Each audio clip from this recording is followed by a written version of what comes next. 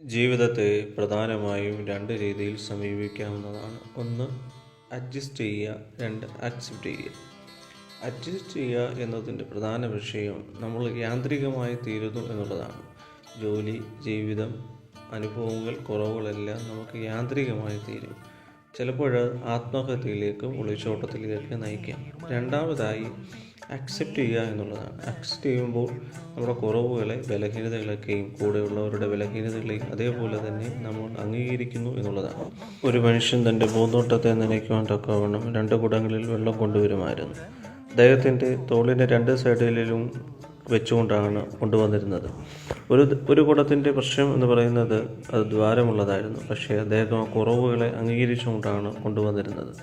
ദിവസവും നദിയിൽ നിന്ന് വെള്ളം കൊണ്ടുവരുമ്പോൾ ആ ദ്വാരമുള്ള കുടം വിചാരിക്കും, ദൈവമേ, എൻ്റെ ജീവിതം കുറവുള്ളതായി തീർന്നുവല്ലോ എന്ന്. എന്നാൽ കുറച്ച് ദിവസങ്ങൾ കഴിഞ്ഞപ്പോൾ നദിയിൽ നിന്ന് വരുന്ന പൂന്തോട്ടത്തിലേക്കുള്ള സൈഡിൽ നിറയെ ചെടികൾ കിളിർക്കുവാനും പൂക്കുവാനും തുടങ്ങി.